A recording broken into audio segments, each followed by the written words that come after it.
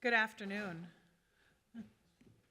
Welcome to the regular meeting of the Business Inspections Housing and Zoning Committee for today, which is July 12th. I have been joined by everyone on the committee. That includes Councilmember Chugtai, Ellison, Osman, Rainville, and Chavez, which is 100% of the members of the committee today.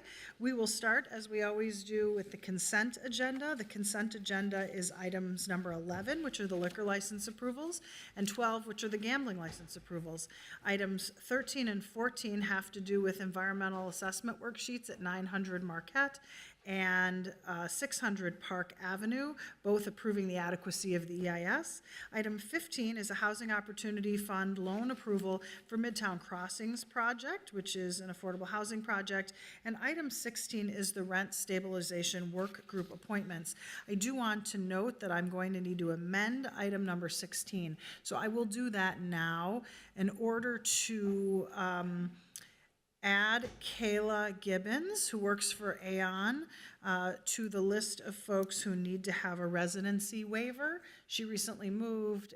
We were not aware of that during the process, but I'm going to amend item number 16 to add Kayla Gibbons as someone who needs to be under the waiver of the residency requirement. So on that substitute, I will move the main motion and have discussion, but on that substitute, all in favor signify by saying aye. Aye. Any opposed? Now we have the entire consent agenda in front of us, items 11 through 16. Are there comments or questions on any of these items? Seeing none, I'll move the consent agenda. All in favor signify by saying aye. Aye. Any opposed? Those items are approved. We'll then move to our public hearing agenda, starting with item number 1. And I see we have Lisa here from staff. Thank you. With regard to La Catrina Mexican Kitchen and Bar, welcome and thank you for presenting this today. Schmeller, a licensed inspector with Licenses and Consumer Services. I'm presenting an application from La Catrina Mexican Kitchen and Bar LLC, doing business as La Catrina Mexican Kitchen and Bar LLC, located at 349 East Lake Street in Ward 9. The applicant currently has a restaurant license and is applying for an on-sale liquor license, limited entertainment with Sunday sales. If approved, they will provide a friendly sit-down restaurant that has seating for 56 people and serve traditional Mexican food with beer, wine, and mixed drinks. They will also have karaoke and background music while people are dining. Hours of operation, Monday through Thursday, 7 a.m. to 10 p.m., Friday through Sunday, 10 a.m. to 2 a.m.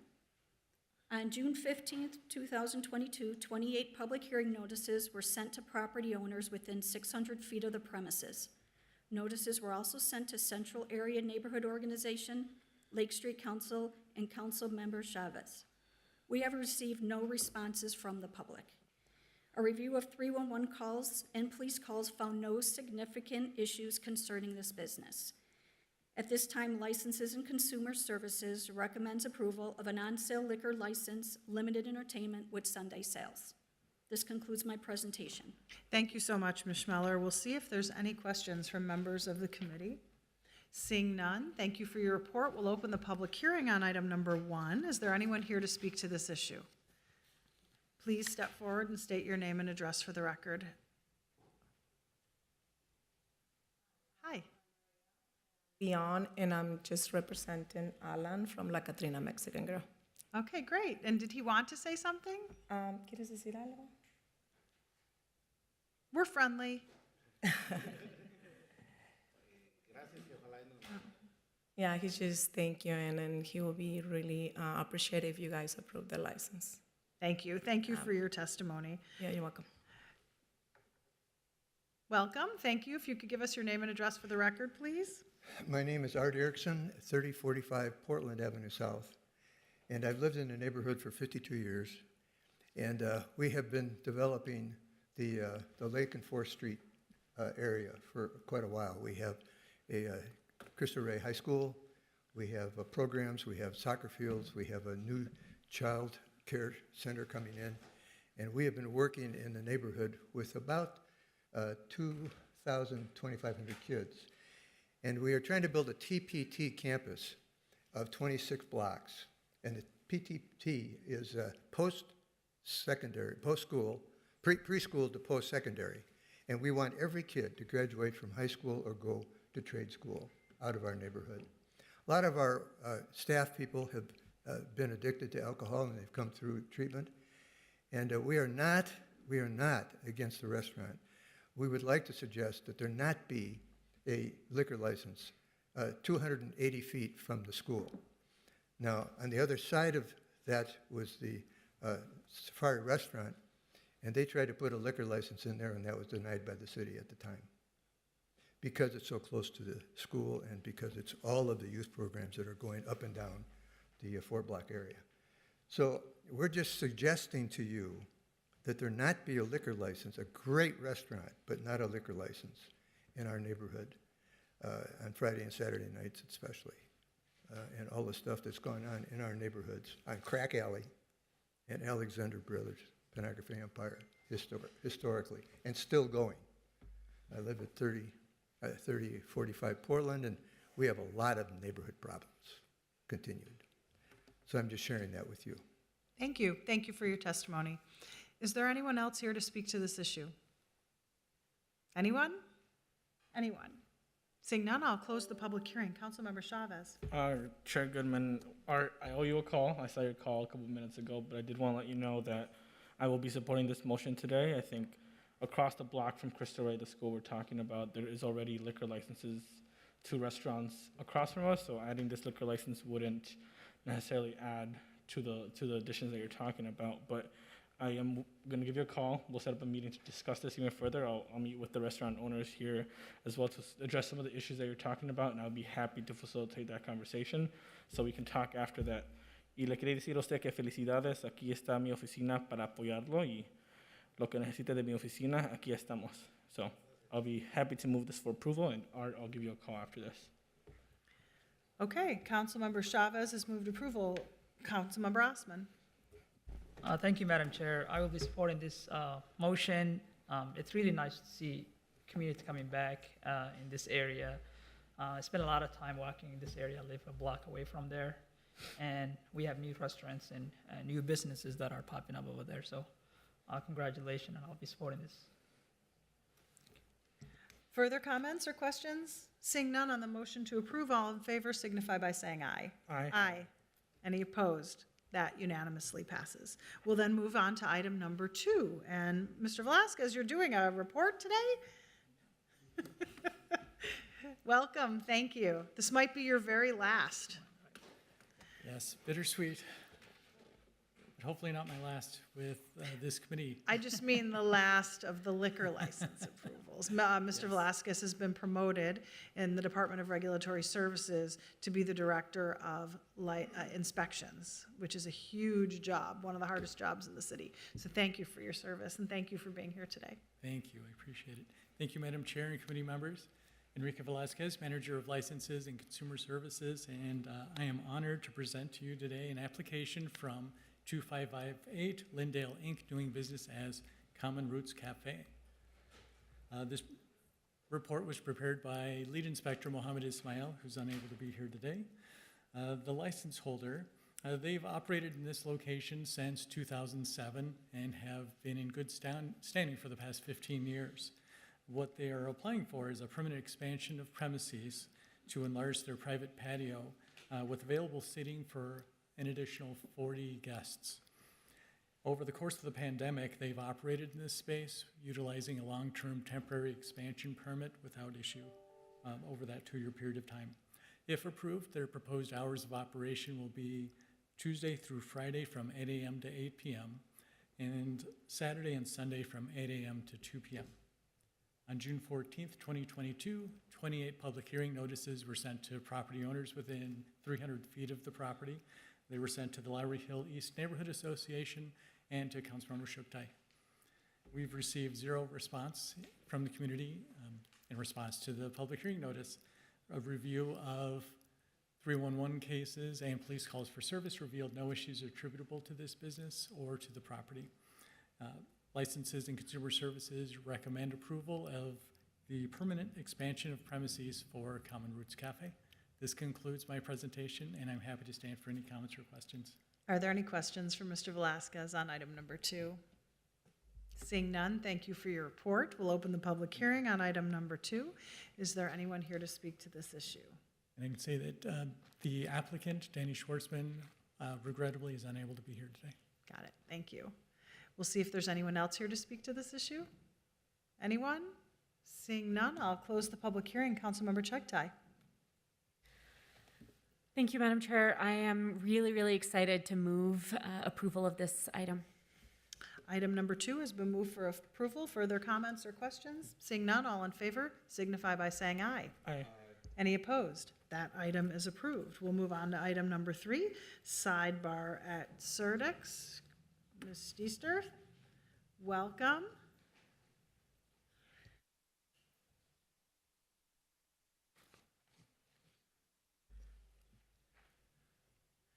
Thank you, Madam Chair and committee members.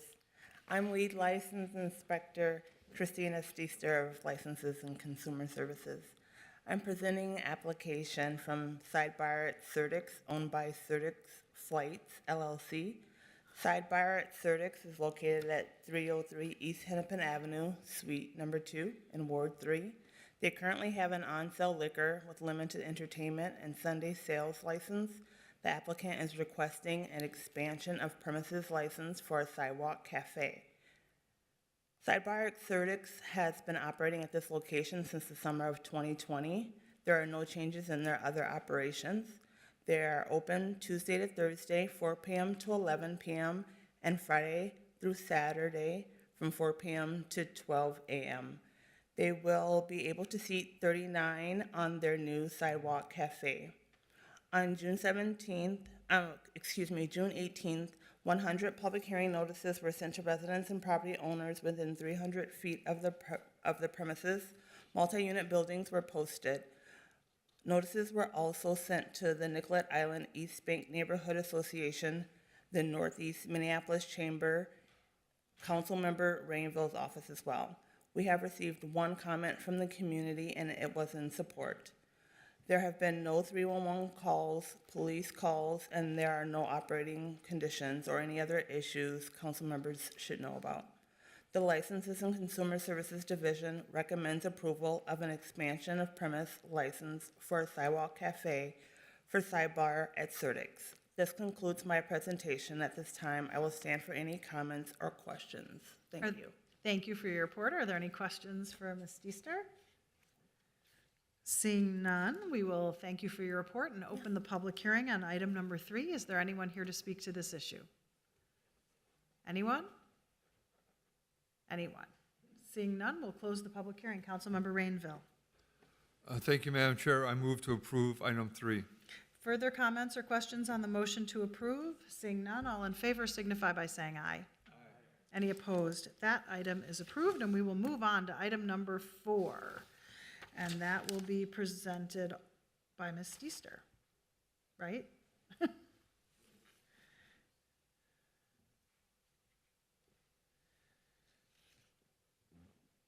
For number 4, do you show? I show Urban Daisy. Okay. Thank you again, Madam Chair and committee members. I'll be presenting an application from Urban Daisy, owned by Urban Daisy LLC. Urban Daisy is located at 1621 Hennepin Avenue East in Ward 1. The applicant is requesting a rental hall with extended hours license. Their hours of operation are only during private events, which typically happen between 11 a.m. and 12 a.m. They can seat up to 275 patrons. On June 18th, 20 public hearing notices were sent to residents and property owners within 300 feet of the premises. Multi-unit buildings were posted. Notices were also sent to the Como Neighborhood Association, the Northeast Minneapolis Chamber, and Councilmember Rainville. We have received 2 comments from the community. One was opposed and one was neutral. Their concerns were lack of parking for the 275 patrons, but the average reception has about 175 patrons, and they have a parking lot with approximately 200 spaces, which makes those concerns not really an issue because the parking lot can handle the amount of patrons they normally have at their events. There have been no 311 calls, complaints, police calls, nor are there any operating conditions or any other issues decision makers should know about. The License and Consumer Services Division recommends approval of a rental hall with extended hours license. This concludes my presentation. At this time, I will stand for any comments or questions. Thank you. Thank you so much for your report. We'll see if there are any questions. Seeing none, we will open the public hearing on item number 4, which is a rental hall license with extended hours for Urban Daisy. Is there anyone here to speak to this issue? I did speak to the applicant who was unable to be here today, so I am aware of that. Is there anyone else here to speak to this? Anyone? Seeing none, I'll close the public hearing. Councilmember Rainville. Thank you, Madam Chair. I move approval of item number 4. Item number 4 has been moved for approval. Are there any other comments or questions? Seeing none, I'll ask all in favor to signify by saying aye. Aye. Any opposed? That item is approved. We'll move on to item number 5, Tooties on Lowry. Mr. Cotterell. Thank you, Madam Chair and committee members. My name is Phil Cottrell. I'm a business licence inspector assigned to the 4th Precinct. I'm presenting an application for Tooties on Lowry, owned by Lily Nick Inc. at 2706 Lowry Avenue North, which is located in Ward 4. The applicant is requesting an upgrade of their current on-sale wine with strong beer licence to an on-sale liquor licence with no entertainment and Sunday sales, which, if approved, the applicant intends to provide radio, television, electronically reproduced music and jukebox. The hours of operation will be 11 a.m. to 1 a.m. daily. On June the 16th, 2022, public hearing notices were sent to residents and property owners within 600 feet of the premises. Notices were also sent to the Cleveland Neighbourhood Association and Council Member Vito. We have received 3 comments supporting this application. There have been no significant 311 or police calls that can be attributed to the business. The Licenses and Consumer Service Division recommends approval of an on-sale liquor license with no entertainment and Sunday sales for Tooties on Lowry. Unfortunately, I was contacted this morning by the business owners who are unable to attend today's public hearing. Thank you. Thank you so much for your report. We'll see if there are any questions from members of the committee. Seeing none, thank you. We'll open the public hearing on item number 5, which is a license upgrade for Tooties on Lowry. Is there anyone here to speak to this issue? Anyone? Anyone? Seeing none, we'll close the public hearing. Councilmember Osman. Thank you, Madam Chair. I'm happy to move this item for approval. Approval has been moved on item number 5. Further comments or questions? Seeing none, all in favor signify by saying aye. Aye. Any opposed? That item is approved. We will move on to item number 6. Ms. Steester? That is Earl Giles Distillery.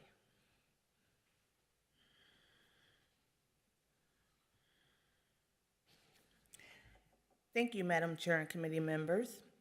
I am Lead License Inspector Catrina of Licenses and Consumer Services.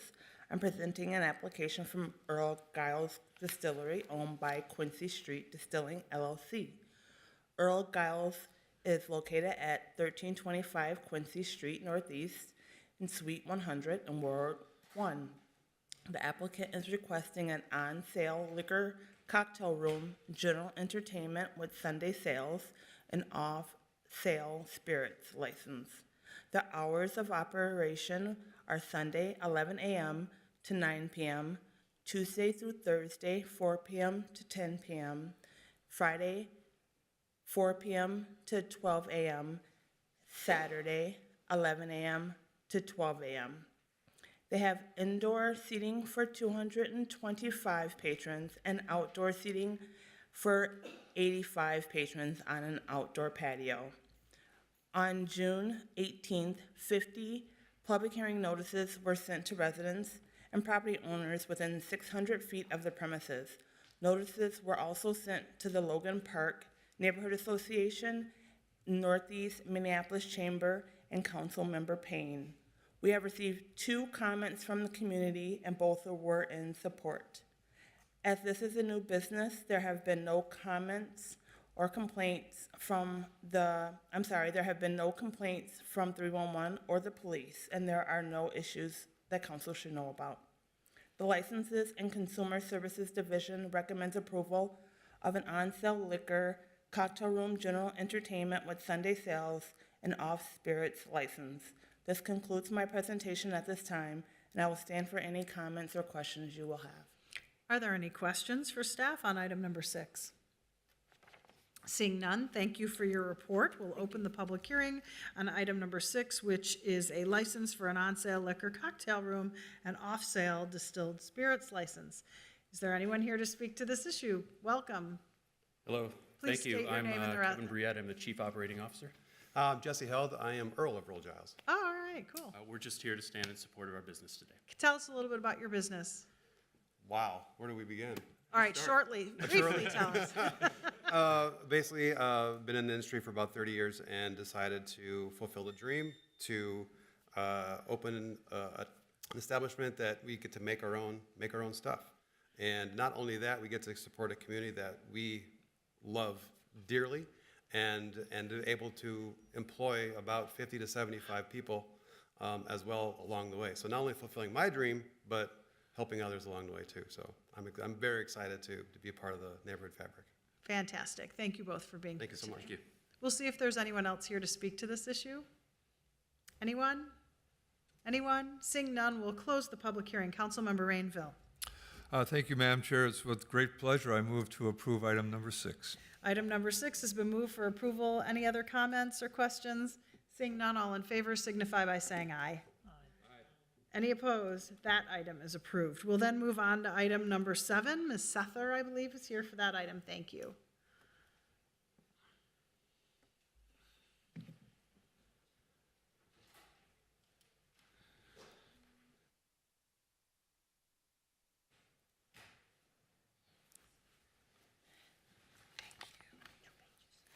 Good afternoon, Chair Goodman, committee members. Item number 7 on today's agenda is for the property located at 1229 Logan Avenue North. The request is for 2 interim use permits. The applicant is Cale Johnson, who's here on behalf of Hope Avenue, Twin Cities.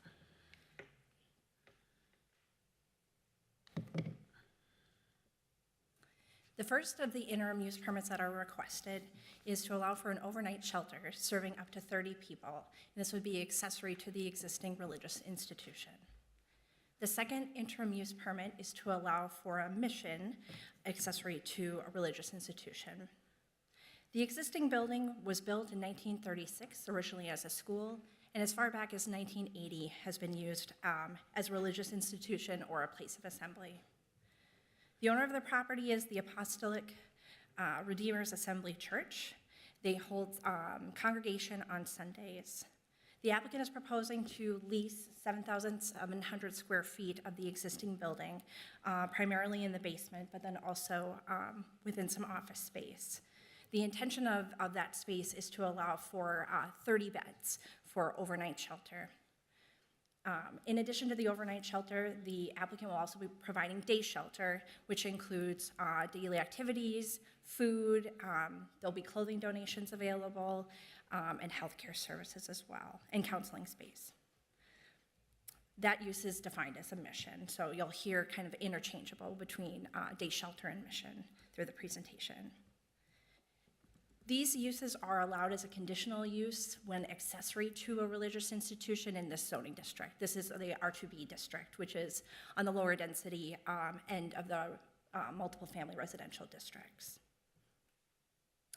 The applicant has requested, instead of the conditional use permit, which is to allow for the permanence of use, an interim use permit. So an interim use permit is allowed for a duration not to exceed 5 years. So so if approved, and the applicant has requested up to that 5-year timeline, As we near the end of that, the applicant can choose to either convert the use back to an allowed principal use and just operate the religious institution or something else that would be allowed in that zoning district at the time, or the applicant can come back and ask for the conditional use permit to lawfully establish the use long-term. The applicant has met with city staff, and they have hired an architect to determine what needs to happen for building permits and fire suppression systems in order to allow for overnight residential occupancy of the building.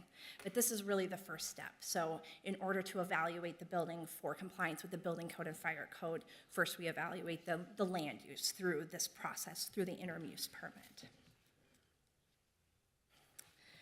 Staff is recommending approval of both applications based on findings that are included in the staff report, and I'll just highlight a few.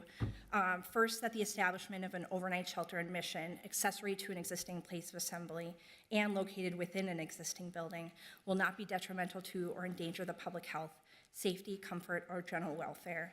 As I mentioned, the applicant's aware of the necessary improvements that are required to ensure that the sleeping areas meet the building code requirements, fire code, and then also COVID requirements as well for separation for those who are symptomatic. There will be a minimum of 2 staff persons on site to ensure the safety and security of guests, and additional staff will be available throughout the day to provide support services. Staff finds that the proposed overnight shelter and mission would not be injurious to the use and enjoyment of other property in the vicinity and will not impede on the normal and orderly development or improvement of the surrounding area. The day shelter would operate essentially right away because they don't need the building permits in order to convert the use. So it would operate 9 a.m. to 3 p.m. Monday through Thursday, and then the applicant intends to secure building permits if approved in the fall, and that's when the day shelter would operate in conjunction with the overnight shelter and provide a 24-hour per day allowance for those who choose to stay at the shelter, at day shelter and overnight shelter. The surrounding area is fully developed and located within an existing area that has a combination of residential, office, and commercial uses. And full-time security will be available to assist in de-escalating issues both inside and outside of the facility. Staff finds that adequate measures have been taken to minimize traffic congestion. There is no minimum off-street parking for an overnight shelter or a mission. There is an existing surface parking area that is just south of the building that would be utilized for both shelter guests and then also the congregation as they meet on Sundays. The Metro C line runs along Penn Avenue, which is a couple blocks west of here, and then the Metro Transit number 7 runs along Plymouth Avenue, so there's access to high-frequency transit. Staff has analyzed the policies of the comprehensive plan. Those are included in pages 4 through 6 of the staff report.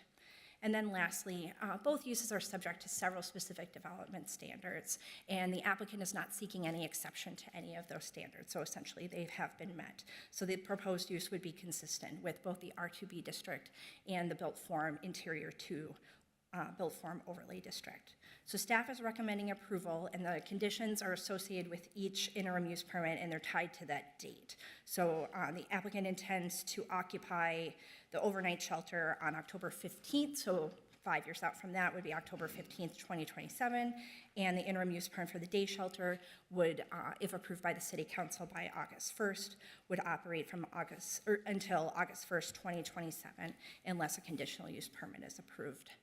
That concludes my presentation, and I would be happy to answer any questions. Are there any questions for Ms. Sether on this application? Seeing none, thank you so much for being here today. I have a long list of people who want to speak, so let's first see a show of hands of how many people are here in favor of the application. Please raise your hand. And how many people are here with concerns about the application? Okay, so what I'd like to do is ask the applicant, which is Cale Johnson, right, to speak. And we had a good show of hands, but if you could kind of summarize where all of your folks are coming from, that would be good. I'll give you more than 2 minutes to do that. And if there's anyone else that has something very important to say, we'll give them 2 minutes. But there's no need for everybody to get up on the same topic. And you certainly could pick on your team who would like to speak. Yeah. And why don't you give Mr. Johnson 5 minutes, please, on the timer. Yep, Cale Johnson, so operating officer of Hope Avenue Twin Cities, and really to talk about what we're doing here is really Becky Hansen and Janelle Friedemann and the pastor Matthew Amundsen, who owns the building and has assembly there. So really the details of the shelter, I'll yield my time to Becky really to summarize for you guys. Yeah. Okay, go ahead. The clock is running. You have all 5 minutes to use any way you'd like. Okay, I'll just take a couple of moments.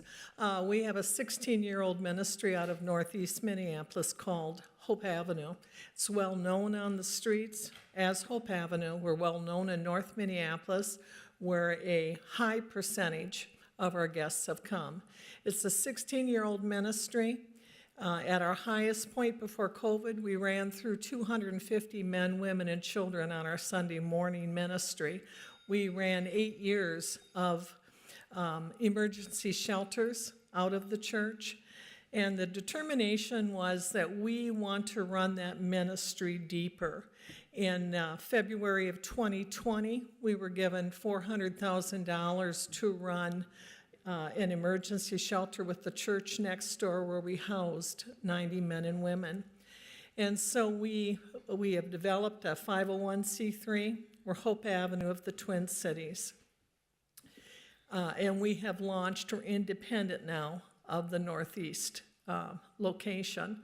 We had been asked by colleagues of ours, we had been asked by the people on the streets to come north. That had always been a dream of ours, that we would go north. 3.5 years ago, we wanted to plant north. And so we are coupled now with a pastor out of north and serving the people out of north that we have a heart for. And so we currently are running a day shelter where we have haircuts that will be coming in. We do foot care. We do just a bevy of being able to meet their very tangible needs. We are a Union Gospel Mission / Citygate Network. Citygate Network is the rebranding of Union Gospel Mission. We run a tight ship, and so people aren't able to leave, get high, and come back in. We are known for removing people in the middle of the night, taking them down to the Salvation Army.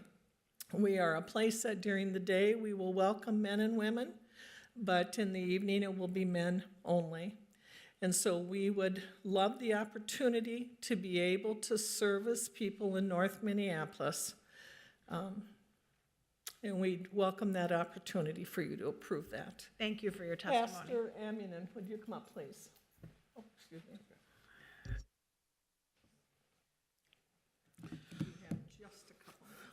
We are a church. We got the building in 2019, and we have a mission to preach the life-changing gospel of Jesus Christ to people, irrespective of their color, their tribe, or origin.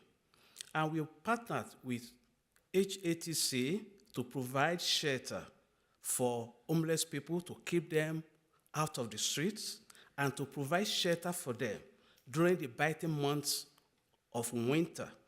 And we discovered that our building has been at a target of 8 in that environment. People go there and haul stones at our building, breaking our windows, and our purpose there is to help the people. So I don't know why people will go against helping other people. During the biting months of winter, when I come to church and I'm on my way home, I see a lot of people on the streets. So when they came and we decided to partner to bring these people from the streets to have warmth during the months of winter. So we are appealing to the council to please permit us to carry out this assignment. Thank you. Is there anyone else you'd like to have testify? Hello, my name is Janelle Freeman Anderson. I am not new here. I've been here fighting for little tiny houses to get it pushed through. When we got it pushed through, it was 5 homeless people that worked on it hard.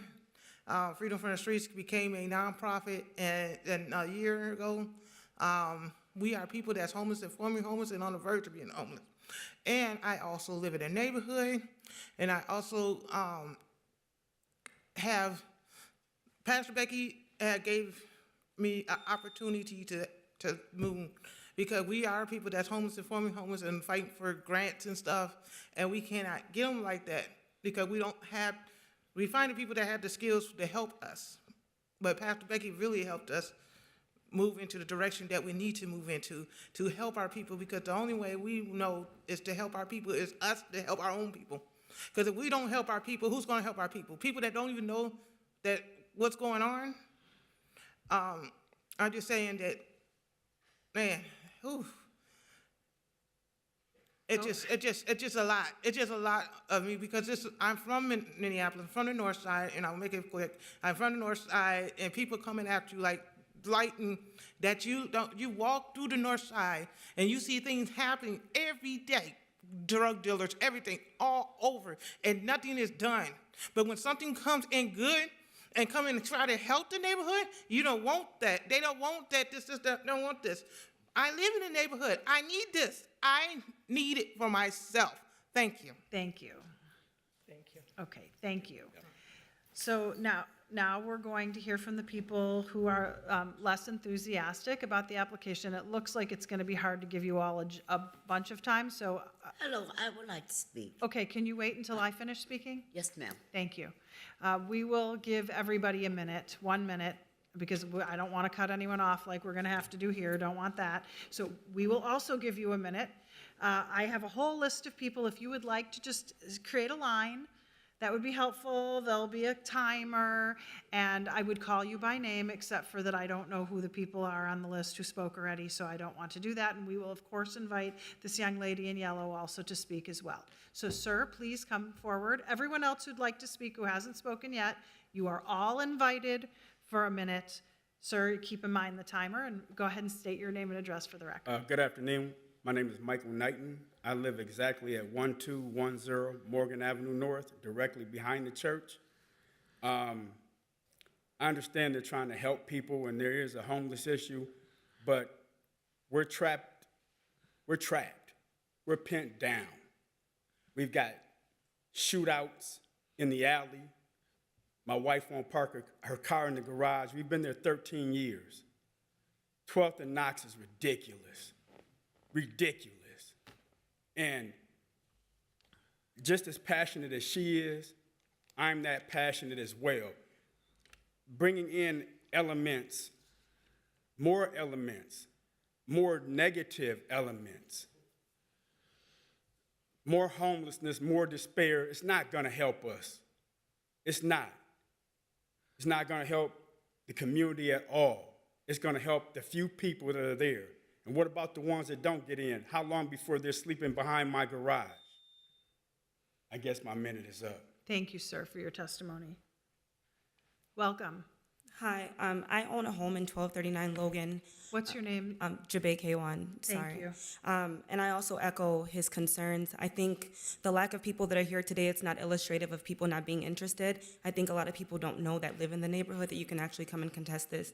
I appreciate him coming to my home and actually making me aware of the issue. Like he said, there's a lot of things that already happen in the community, and I don't think that having a homeless shelter would help any of the problems that are already existent.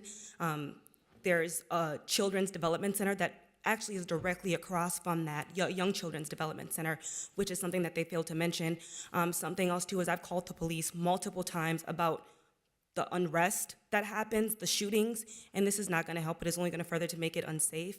And I think that we should prioritize the young kids that are going to be directly across from this homeless shelter. And I think to her point about making sure that we're doing what's in the best interest of the community, I think that this shelter could be placed elsewhere. I don't think that it needs to be placed there. Thank you for coming down today. Welcome. Please state your name and address for the record. Hello, my name is Jennifer Windsor, and I am a long-term resident of Willard Hay in Ward 5. I am also District 10 board member for NERC, and I also sit on the NERC, our resident commercial task force. So first of all, I'll start by reading a letter from NERC. Hope Avenue, and Citygate came and presented to our organization last night, and this is what we sent to Shannon. NERC opposes granting an interim use permit to Hope Avenue for 1229 Logan Avenue. This opposition is based on our knowledge of the neighborhood and our door-to-door outreach with residents who live around 1229 Logan Avenue North. As the neighborhood organization for the near north neighborhood for over 50 years, NERC has an intimate understanding of the area around 1229 Logan Avenue North, and its struggle to build a safe and stable neighborhood. We oppose this permit due to the current and long-term issues of perpetual drug use, prostitution, and crime in that area. Adding more struggling residents will further destabilize that neighborhood, decreasing the quality of life for the current residents without providing viable support for the potential clients of 1229 Logan Avenue. This area, further residents felt that suggesting this sort of programming for this area shows a lack of understanding of our community and the best way to assist men who are struggling with homelessness. NERC residents understand the gravity of the homeless issue in Minneapolis and have been clear that the manner in which our community will address homelessness is by expanding and improving resources for Northside youth to ensure they are safe, protected, and grow to be strong adults, actively contributing to the betterment of their community. We had a number of... That you are well over your minute, so Yep. thank you for your testimony. Yep, you're welcome. Please step forward, state your name and address for the record. Yeah, name is Domini Ajayi. Address is 1239 Logan Avenue North. It's just a house or two down from 1229 where they're planning on having the interim permit. Much like everybody has spoken about it, there's a lot of loitering and unrest in the neighborhood already. And I think it's only going to further contribute to that. Also, the fact that they're planning to do this as a day and night shelter also poses certain problems as well, especially at night where, you know, we don't need that unrest. I've been woken up many times from sleep due to all of that. And lastly, I think, you know, having a shelter like this in that neighborhood affects the ability for the neighborhood to raise inequity, because nobody's going to want to move into a place where there's a shelter next door, and we're trying to build up the North Minneapolis community, and having that doesn't help or contribute to that. I think, like everybody else said, there's a different place for that to be located, and I'm all in favor of getting the homeless people off the streets and finding a place for them to stay. And there's a lot of other ample positions and places where they can be located. I'm very passionate about this, and I think it's a good idea, but just not the right place for that to happen. And there's like kids and families that are being raised next door, and you know, we're not really in control of all the influences that the homeless population could bring. And the police in the area doesn't always respond to calls. So if there could be unrest, the security can help either. Thank you. Mr. Hunter, welcome. And just like to apologize for my phone going off. I'm the executive director of Hospitality House Youth Development right across the street from the church where they want to build the homeless shelter. We have had many incidences already that I have mentioned to the shelter manager, and and I don't know if they really understand the neighborhood as well as I do. I'm born and raised in North Minneapolis. I grew up on the north side, right in that area, product of Hospitality House, and we have shelters in that area already. The Healing House for Family, we got Oak Park, and a couple other small shelters which provide housing for men. I just don't know if it's been thought out as well as it should be with some of the incidents that we already experienced with our staff and our children right across the street. So I really would like just more thought on it and more security. Thank you for listening. Thank you for your testimony. Okay, we have 2 people left in line. Please step forward and state your name and address for the record. You have 1 minute. Yes, my name is Lynette Evans, known as Little Mama, and I have been here for 40-some years. I am a living witness a drug addict, an alcoholic. We do need help. All of us need help in every area, in all communities. It's not bad crime, it's not just happening around our area. We do have to support and give hope to these people and receive God in our heart for these people and with these people. So it's going to be a journey, but we're willing to risk our own life to help someone else to get the love and the respect that they deserve. And Black lives do matters. Thank you. Hello. Hello. I'm Pamela McLean. I'm going to try to talk quick. I live on the north side. Yes, the place is across the street from the hospitality house. But the other day we had an outreach where we gave out heavenly burritos. We asked the hospitality house, did they want to come for lunch? We got permission to have lunch together, and we end up giving out 300 to 400 burritos in which his organization participated. You know what? The bottom line, Harbor Light is not working. You wonder why the people hang around downtown. They get put out at 6 o'clock in the morning, and they're not offering solutions. So they hang around downtown. This program is built to offer solutions. Pastor Becky has a track record that of all the guys that she put in the homeless shelter, they end up in transitional housing, and then all but 2 to this day have permanent housing. Unfortunately, them kids were not living in Leave It to Beaver times. Those kids have an uncle, an aunt, a cousin, a father, a mother facing homelessness or on drugs. We gotta quit separating. If we're gonna heal, we gotta heal the kids, which is being done by the hospitality house, but we gotta heal the dads. Okay. We gotta give them a chance. Thank you. Okay. So we have heard a lot of testimony. I'm going to go ahead and close the public hearing and remind members of the committee this is an interim use permit. And there would have to be a fairly extensive reason why we wouldn't issue it under the law.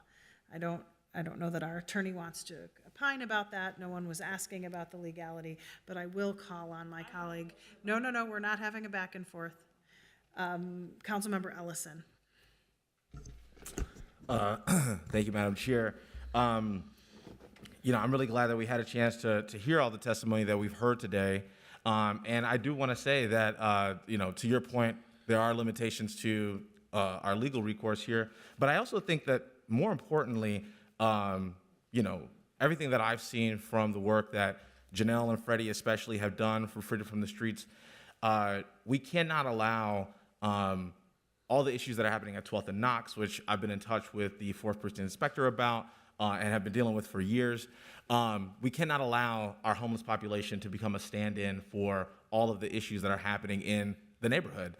And the truth is that the work that these folks, that especially Freedom from the Streets has done, is the antithesis of drug dealing. It's the antithesis of prostitution. It is the opposite of unsafety. And so that's been my experience with this organization. It's been, you've heard firsthand that folks have gone from, Janelle herself has gone from homeless in North Minneapolis to a resident of North Minneapolis, a housed resident of North Minneapolis. And so I think that the evidence, if we're just being objective here, paints a picture that says that if we want to have safety, if we want to transition into a healthier area, that having organizations like Freedom from the Streets, having organizations like Hope Community is an add and not a subtraction. And so I don't think that there's a proliferation of homeless shelters in North Minneapolis. I know for a fact there's not. And also speaking to this issue over in Oak Park, I know Oak Park came up. There's a youth development center. There is a community center right across the street from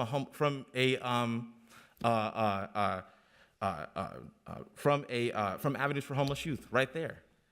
They're not a bad neighbor. They don't contribute to unsafety in the community in that area. And so I think that it's really important that if we're going to address the issues in our community, we cannot scapegoat homelessness and folks trying to provide housing. And so I wanted to give that context. I think it's really important. And I think that the concerns that are happening over on Logan, on Morgan, on Plymouth, these are serious issues.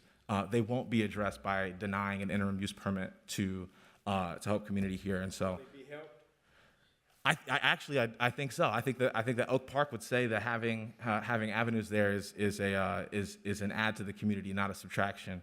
And so anyway, I thank you for coming forward and giving testimony. I think it's really important, but I do want to move approval of item number 7.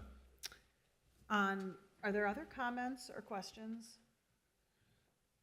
Okay, I just want to say, I do appreciate everyone coming down, but ultimately, an interim use permit has criteria surrounding it, and we can't just say we think something bad might happen, therefore we can't allow it. When it does. And in fact, I myself have had to vote for many interim use permits that I have not been thrilled about, but they are allowed under our ordinance, and so I don't want us to be in a position to suggest that we would be picking and choosing the uses that we think are good or are not good, but to follow the regulations that are in place. I cannot speak to the exact situation in this location, but I can speak to the issue of unsheltered homelessness in our city.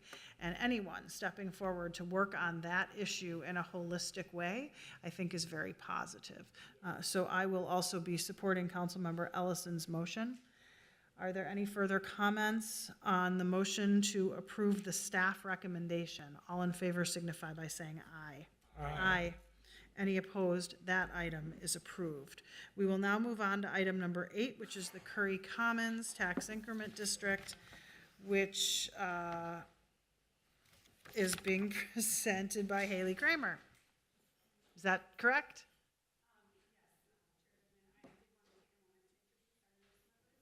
Finance, if that's okay? That would be great. Okay, great. Thank you. I'm Emily Carr. I'm a supervisor in CPED, and I did want to introduce our 2 newest staff members to residential finance, Haley Kramer and Linnea Graffunder-Bartles. Haley comes to us from Art Space, and she'll be presenting on Curry Commons, and Linnea comes to us from the city of Oakdale, and she'll be presenting number 9 on the agenda.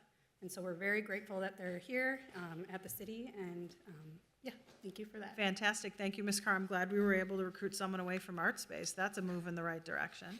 Thank you for being here. Thank you, Chair Goodman and committee members. As Emily just said, my name is Haley Kramer, and I am a senior project coordinator at CPED. I am before you today with a staff recommendation on 2 sources of financing for the Curry Commons Affordable Housing Project. Curry Commons is a 5-story new construction project proposed in the Harrison neighborhood, and there are 2 action items before the committee today. The first involves tax increment financing, which is the subject of the public hearing, and the second is a resolution supporting the issuance of housing revenue bonds by Hennepin County. I'll describe the project now regarding both actions.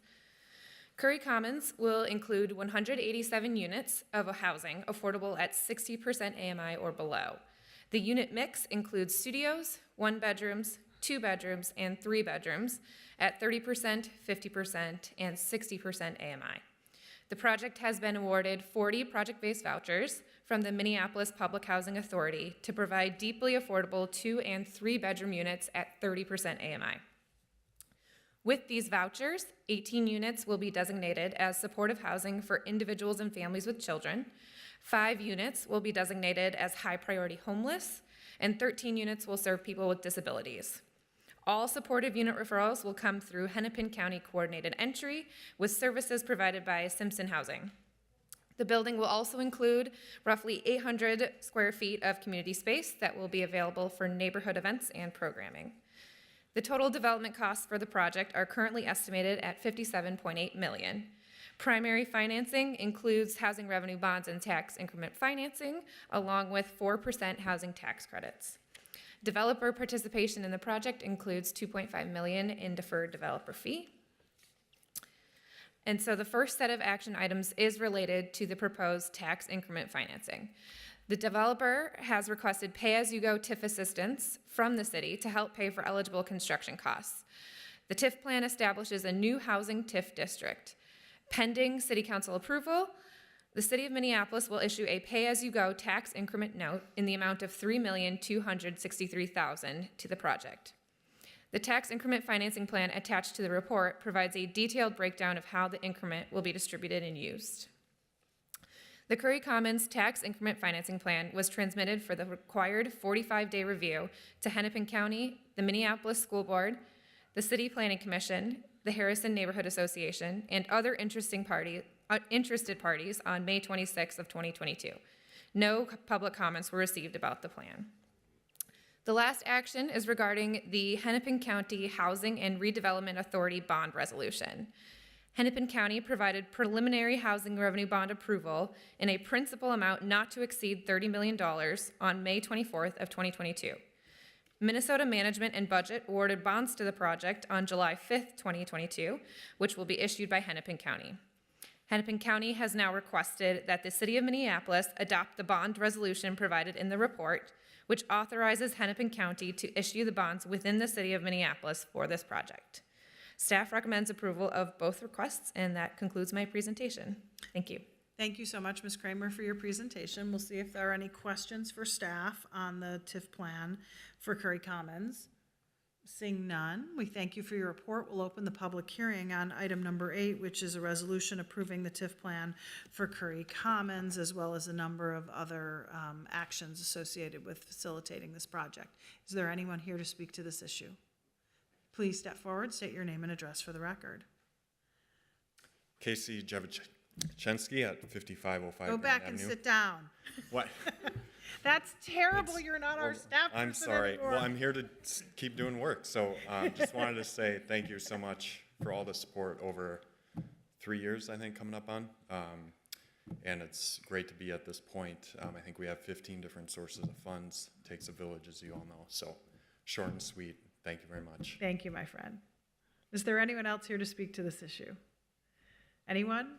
Anyone? Seeing none, I'll close the public hearing and call on Councilmember Ellison, although I have been so privileged to have the opportunity to work with him and support this project in his ward that's right on my boundary. So, Councilmember Ellison? Yeah, we get to kind of share this. I'm happy to move approval, and the only thing I'll sort of add is that we're just a few minutes ago talking about a different sort of notch on the housing continuum, and this is also an important step that we take, and just really want to thank you for this project and all the work that you're doing over there, Casey. So happy to move approval. On Councilmember Ellison's motion to approve, all in favor signify by saying aye. Aye. Any opposed? That item is approved. We'll move. Thank you, Casey. We'll move on now to item number 9. And that is the MPHA Scattered Site Expansion Housing Revenue Bonds. Ms. Bartels, welcome back.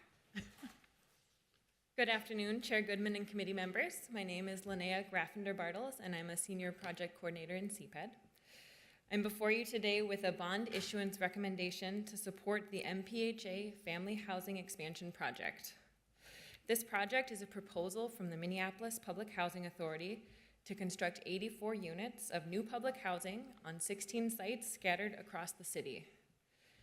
MPHA plans to develop 2- and 3-bedroom units in 16 small apartment buildings.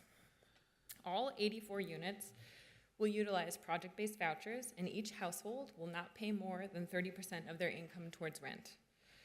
64 units will be reserved for families at up to 30% area median income, and 20 units will be available for families at up to 60% area median income, though those units will still be prioritized for families at 30% area median income. 17 of the units will provide housing for families experiencing homelessness and will be filled through Hennepin County coordinated entry. Of the 16 proposed sites, 14 are existing MPHA properties and 2 are being purchased from the City of Minneapolis.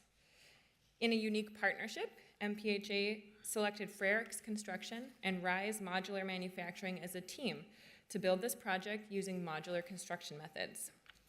The modular construction will provide a singular building type across the 16 sites with a 4-unit and 6-unit variant. Currently, 13 of the MPHA-owned sites have units occupied by existing tenants, and those tenants will not be permanently displaced through the construction process. MPHA has worked closely with those tenants to identify desired temporary relocation options so that once construction is complete, residents can return, their housing benefits will continue, and their rent calculation will remain the same. The total development cost for the project is approximately $49.2 million. There's a project data worksheet attached to your report that provides details on the project's sources and uses. With respect to the bond issuance, MPHA created the Family Housing Resources Limited Partnership, and they submitted a bond application requesting up to $26 million in multifamily housing revenue bonds for the project.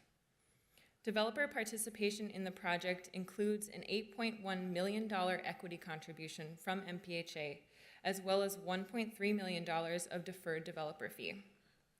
This bond request is one of the final sources of financing that needs to be secured for the project to move forward to closing, which is set for August 2022, with construction beginning immediately thereafter. The bond allocation allows the project to meet the required 50% test and will be issued in one or more series that will be used to finance acquisition, construction, and equipping of the project, as well as long-term debt. The bonds will generate approximately $19.3 million in 4% housing tax credit equity as a source of funds for the project. Staff recommends approval of the issuance of up to $26 million in tax-exempt housing revenue bonds for the MPHA Family Housing Expansion Project. With that, I'm happy to take any questions, and staff from MPHA are also here to help answer questions. Thank you so much for your report. We'll see if there are any questions for staff. Seeing none, thank you so much. We'll open the public hearing on item number 9, which is preliminary and final approval for tax-exempt multifamily housing revenue bonds for the Public Housing Authority's project. Is there anyone here to speak to this issue? Anyone? Anyone? Seeing none, we'll close the public hearing. Councilmember Osman. Thank you, Madam Chair. I'm happy to move forward for approval for this item, and I'll say MPHA, keep up the good work, and really great to see the project taken over for Scatter Sites expansion project. Thank you so much. Thank you, Councilmember Osman. On Councilmember Osman's motion to approve, all in favor signify by saying aye. Aye. Any opposed? That item is approved. Thank you all for being here today. We'll now move on to our quasi-judicial public hearing. This is a hearing on the decision of the Zoning Board of Adjustment. The committee has been provided with a record of the matter, including the report and recommendation of the Zoning Board of Adjustment. We'll ask Mr. Liska to give his report.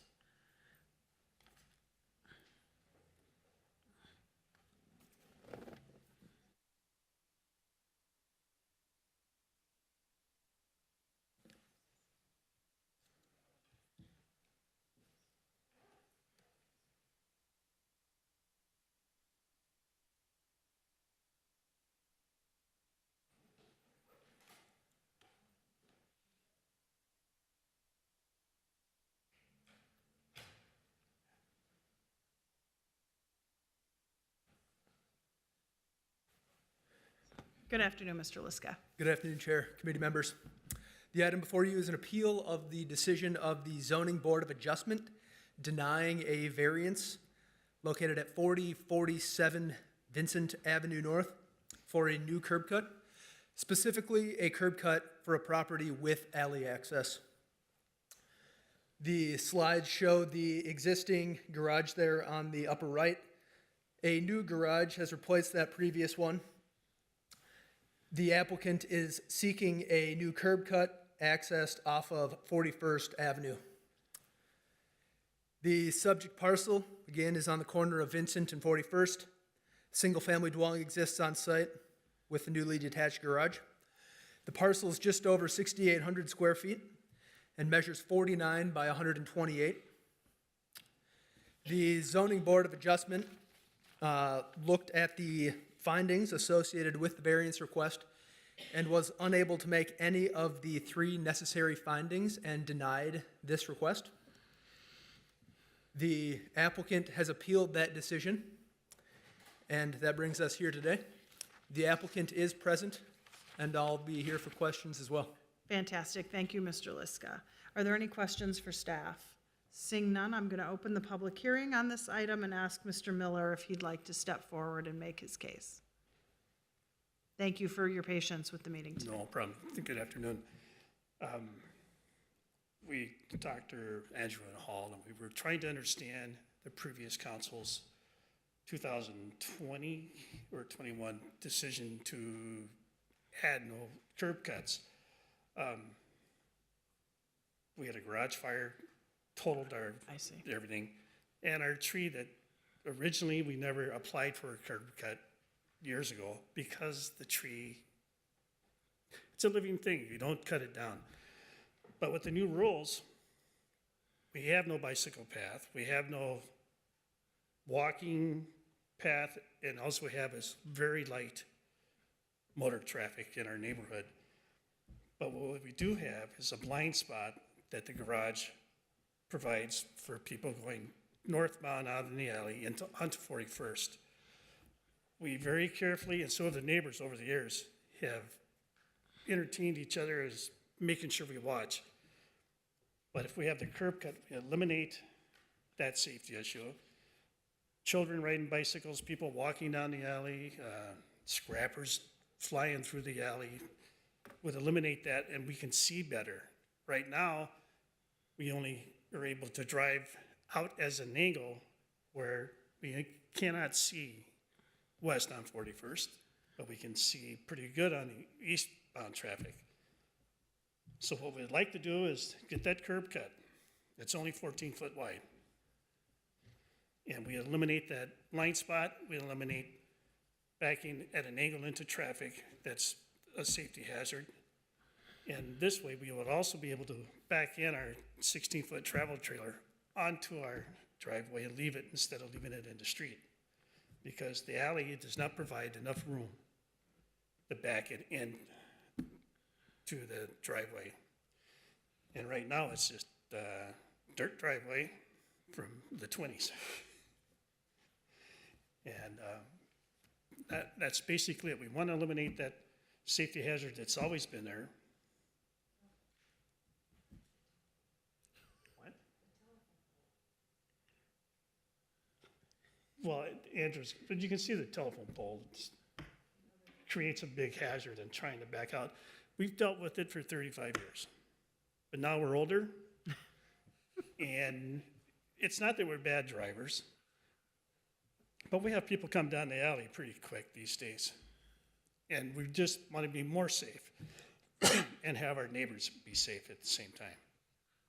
I mean, who doesn't? Thank you for your testimony. Sorry. Is there anyone else here to speak to this issue?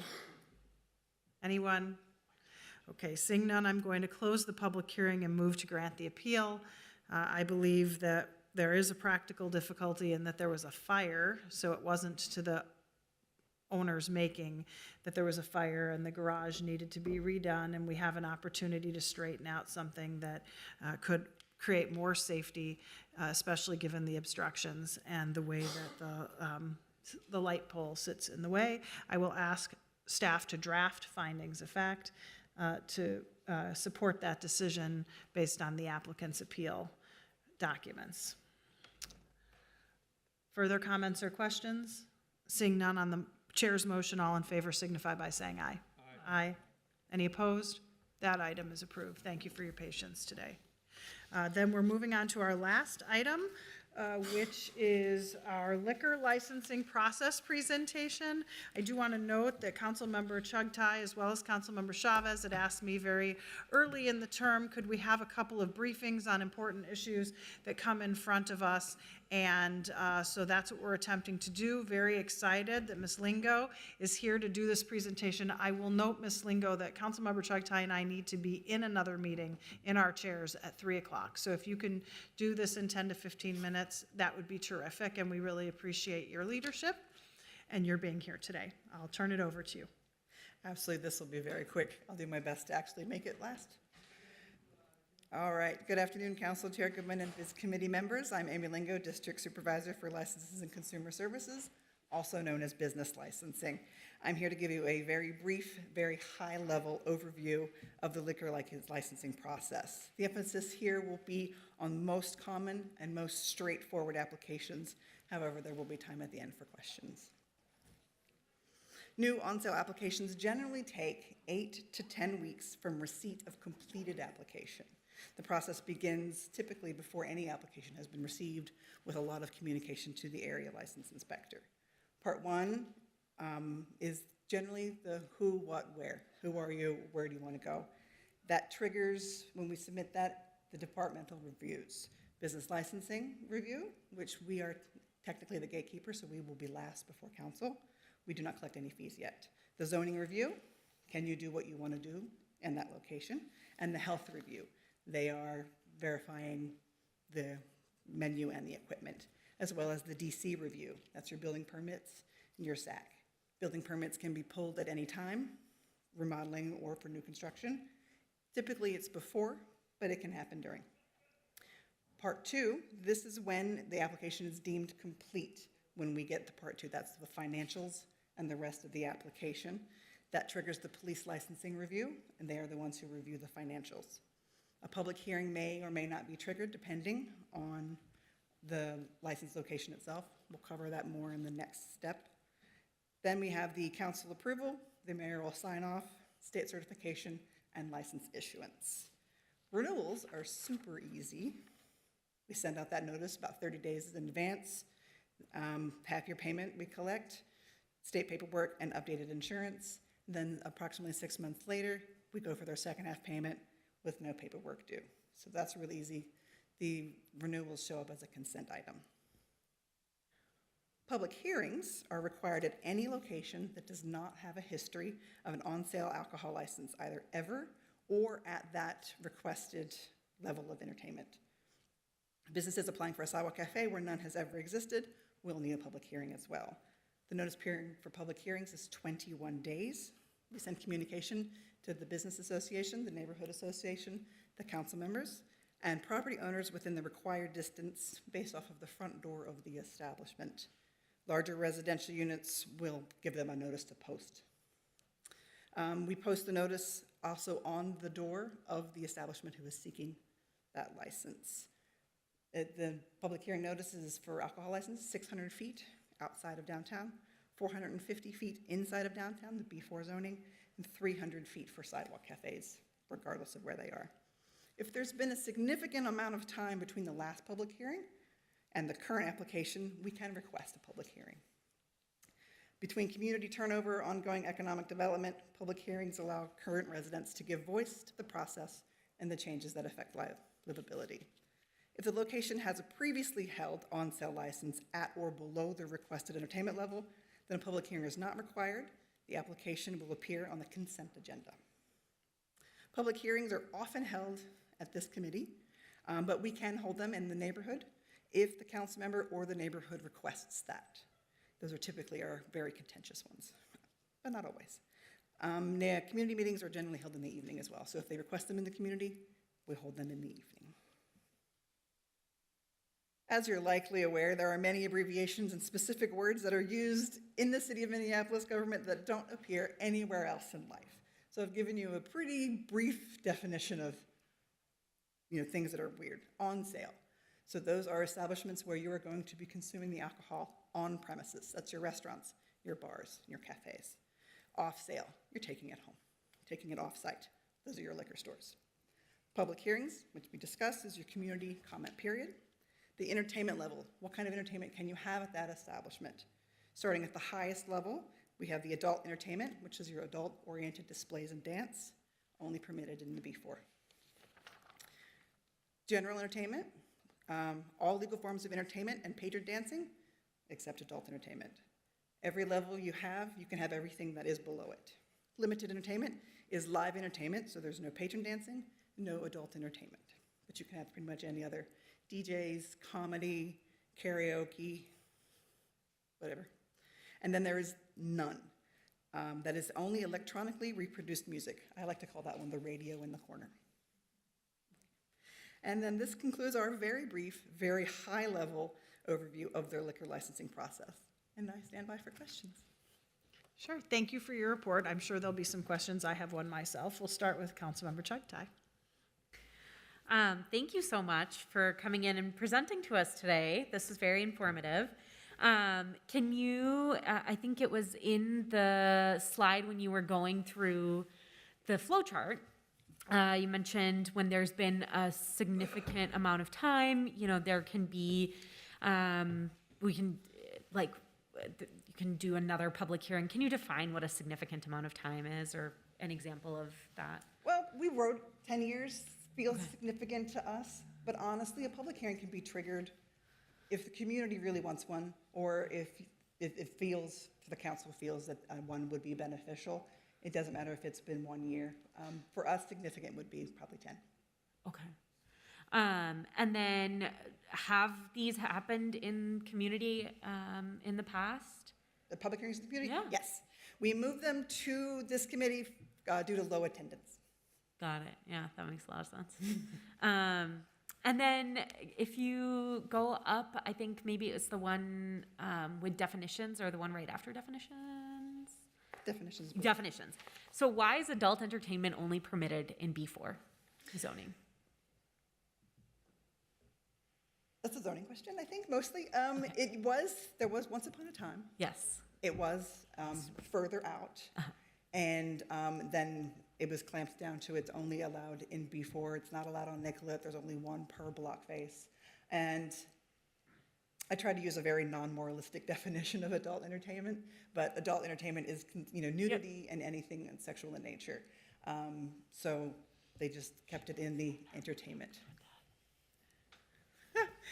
If you would like to have adult entertainment in your ward and it could be out of downtown, I'm quite sure that the council members representing downtown would be happy to oblige.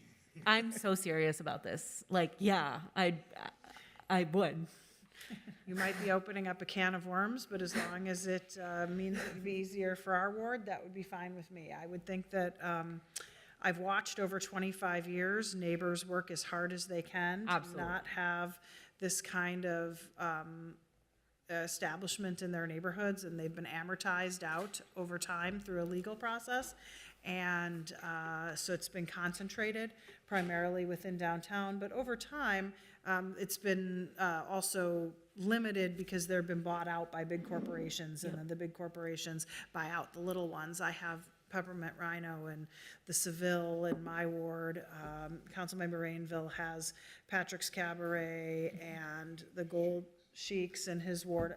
I think that represents the totality of the legal operate. Maybe there's a few. No, more. there's a set more, and there's only one that's independently owned in the city of Minneapolis now. Like, they're all owned by, and so anyway, I'm very, very interested in this only permitted in B4 zoning. Thank you. I think a lot of it has to do with the definition of adult entertainment. A lot of it is currently focused on strip clubs. Yeah. But as times have changed, burlesque may or may not be considered to be adult entertainment depending on the level of coverage. Oh, yeah. And so that's part of the conversation. That makes sense. And in fact, you should talk to Councilmember Palmisano about it. There was almost like a vice group going on here in the last term where they were basically going to strip clubs and measuring bodily fluids and making decisions about where it should be based on that, which completely horrified me. And there are people here who worked on that. And in fact, I think some of them are in the room, would be my guess. So you might want to talk to some other council members about it. That was not done with my approval. I would not be in the business of testing fluid specimens on the booths of bars, but there were plenty of council members who wanted to do that, and they did a tour of it, actually.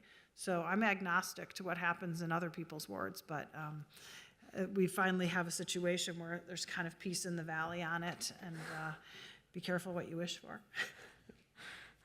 Okay. Thank you. That's all my questions. I really appreciate it. I'm just interested in talking a little bit more about the public hearings in the neighborhood. So the process had always been that if it was a liquor license downtown, since we're already downtown, we would have it in committee. And if it was a liquor license in a neighborhood, we would have it in a neighborhood. And we would give the council member the opportunity to work with the neighbors to make that happen. So during COVID, we probably made some changes to that policy, or that was pre-COVID? That was pre-COVID. It's been a while. And it was due to low attendance. We would consider it a good public hearing if attendees equaled the business owner and city staff, but generally it would be 1 to 2 citizens would show up, and a lot of times they didn't actually want to talk about the business. Right, so that's the other thing I'll note, is that if you have a public hearing in the neighborhood and the entirety of the feedback is there's not enough parking, it's not super useful. So instead, we just hear that in committee. But if council members wanted to have that in their neighborhood, they could work with the staff and the business owner to do that, correct? Absolutely. I think that's probably a better way of doing it. Yep. Thank you. Are there other questions for staff on, and go ahead, Councilmember Ellison. I'll admit to multitasking, so sorry if I missed this, but I know a big part of the presentation seemed to focus on sort of the city's process, but I know that in the past when I've had organizations, and I'm sure Mr. Hansen will even know exactly which org I'm talking about, who we've wanted to like not have a liquor license, for example, all of a sudden it can get very complicated. And so, you know, I know that there's some interplay between our process and state law, you know, and so, you know, where do those two things meet? And, you know, when it comes to denying a liquor license, for example, what is the extent of council's discretion? And then when it comes to removing a liquor license, what are some of the things that we have to contend with that could be a barrier? So to start off with the first question, we can be more strict than the state. We can't be any looser for anything that we do. And we work with the state. So we have our own designation. So we go through the process, we follow the state guidelines, we work with that state inspector. And then part of the approval process is to get certified with the state. So none of our licenses are actually approved until they are certified by the state. As far as the not approving or the denying of a license, we only recommend approval. We only recommend denial. The decision is ultimately up to the council. There is much like anything else, there's a lot of onus about why you are denying a license. You can't deny it just because you don't want it there. There has to be good cause. And as far as the revocation process goes, same. It's a lengthy process with a lot of enforcement and documentation, law judges, and then we can bring it all up once we have everything together, and we will present it to you as a case for revocation. Thank you. So just for clarification, this might be even for Mr. Fussy, you know, so it's not quite like purely legislative the same way that maybe a zoning change would be, where the council does kind of have full discretion, but, you know, we would need cause, and cause is a legal standard that we may or may not be meeting during a hypothetical denial. Madam Chair, council members, I think that's very well put, council member. I will say there is kind of a spectrum, and I think that Chair Goodman has referred to this in the past. It's certainly, there's more discretion involved with denying an initial liquor license application than with revoking one that's existed for a while. There are more due process and liberty protected interest in an existing license. That being said, there still is a standard for denial of an initial liquor license application as well, and it must be grounded upon good cause and grounded upon a solid record. But there is certainly a bit of a pantheon with regard to those enforcement actions that would speak to a conclusion that there's more discretion on the front end when a liquor license application comes before you. Yeah, and the only reason I even press on this is because I, you know, for some of my newer colleagues especially, you know, there's going to be times I think, or I anticipate there might be times where constituents are going to say, God, we're really sick of this organization or that organization, revoke their liquor license, and, you know, there are going to be times where you're going to hit a wall, or what feels like a bit of a wall. So just wanted to lay that out there. But thank you, really helpful presentation. Other questions for staff or comments about any of the liquor licensing issues? Seeing none, thank you so much for that report. Seeing no further business before us and without objection, I will call this meeting adjourned.